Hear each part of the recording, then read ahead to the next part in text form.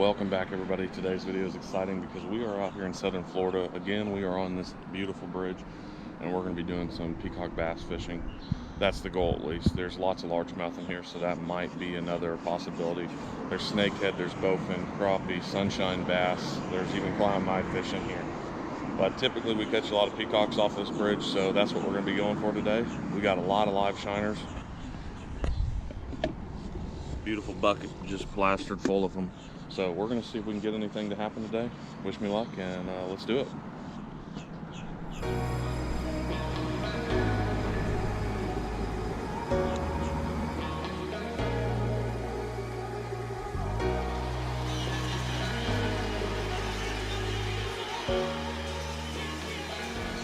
One bite so far, and I missed it, unfortunately. Just one bite. It's been about a half an hour now. Fishing's a little slow, but that's all right. Had one bite now. Fishing's a little slow, but that's okay. It's kind of to be expected. It's kind of a colder morning for southern Florida. As you can see, the water is absolutely glass behind me. It's smooth as can be. I don't know if that affects the peacocks in a good or a bad way, but we're going to stick it out a little bit longer. I've got pushing 2 dozen live shiners still, so we're going to give it some time and hopefully we get on something. We had one really good bite and we've seen some fish jumping, so I know that they're definitely in the area. So we'll give it a little bit longer and see what happens. There's a good bite. There's a real good bite. Yep, stay on. Ah, I lost him again. That's the second one I've lost. I think I'm having trouble getting the hook to go like through that giant minnow and into the bass. It's a tiny hook, but they won't take it otherwise.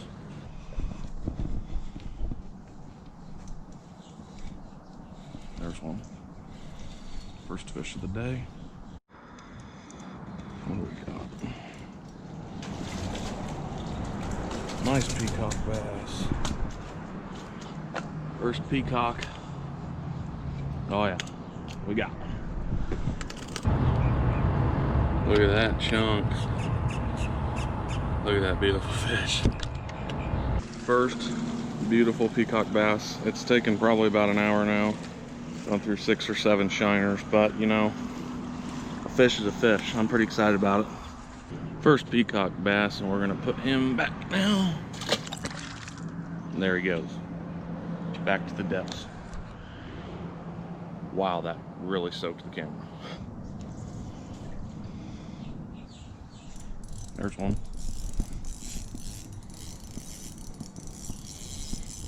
It's got to be a peacock by the way he's diving. Ooh, that's a really, really nice peacock. They're coming through now, I suppose. Stay on for me, stay on.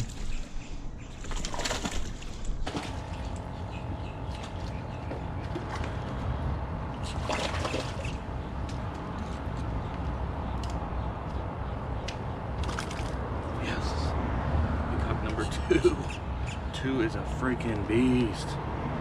Look at the size of this thing. It's a hog. Peacock number 2. We're gonna go for the quick release now. Well, that wasn't the most gracious, but he's back in the water now. That one I'm gonna say is around 3 pounds. Could have waited. I don't know why I didn't, but that's all right. We're gonna see if we can get another. Another quick update. I have caught 2 peacock bass now. But I'm thinking that they might like slightly smaller shiners because both of those were on smaller shiners.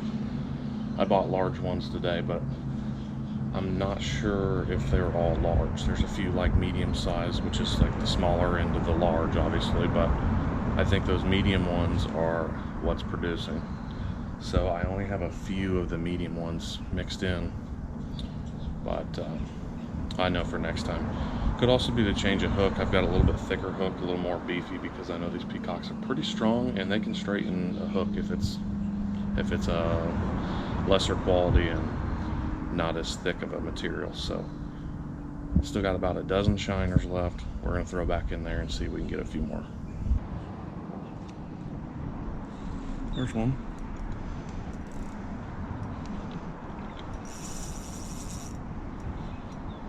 Whatever it is, he's mad.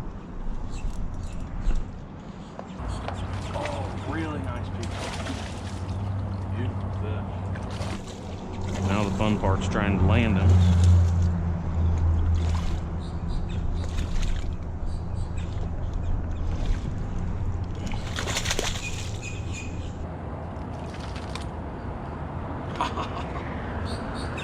Super alive fish.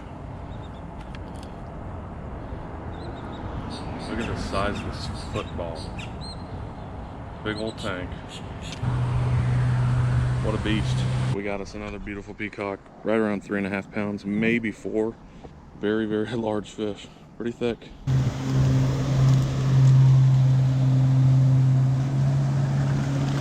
Another terrible release on my part. However, we did get another fish. And the crazy thing is that I've had baits in the water forever now.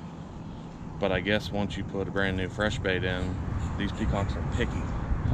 They want what they want, and that's about it. So if you don't put them the best bait you have out there, you're pretty much wasting your time. So I've got one dead bait way out deep, but that's more for, you know, the miscellaneous fish that swims by. And then I've got 2 active rods that I'm watching really intently for these peacocks and largemouth that are in the bridge.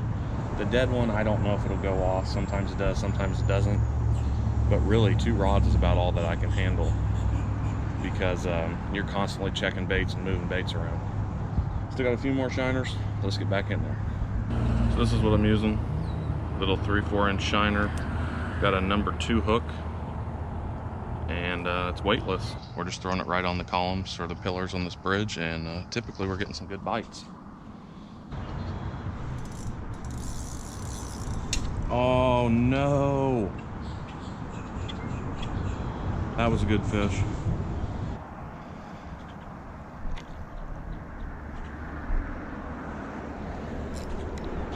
There we go, huge largie. As I was swimming it in, that is so cool. I don't really have a good way to get down there. So we're just gonna flip him up here. And by golly, there he is. Look at that, the hook just falls out. I caught a largemouth. What do you know? Check out that gut on that guy. Big old donkey. We are gonna go ahead and let him go. That was another terrible release. God, I suck at this. 3 peacocks and 1 largemouth. I am not doing too bad. It was really slow this morning. I'm thinking the morning bite's not it. Well, I missed another bite. The wind's picked up and I finally got a bite. It's hard to get to him in time, but you gotta stand away. Watch 3 poles. There we go.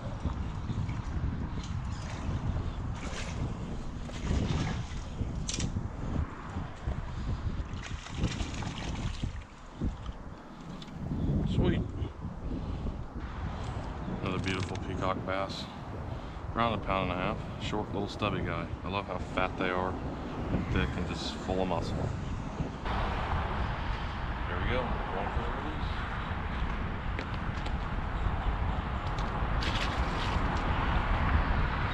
Here we go.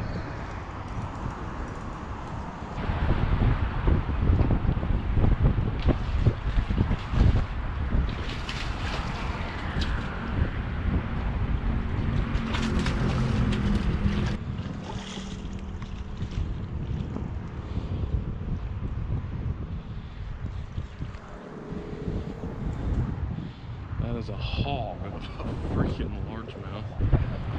What a beast. Got another one. That beautiful largemouth been caught about 10 times. He's got 1,000 holes in his lip. Got another one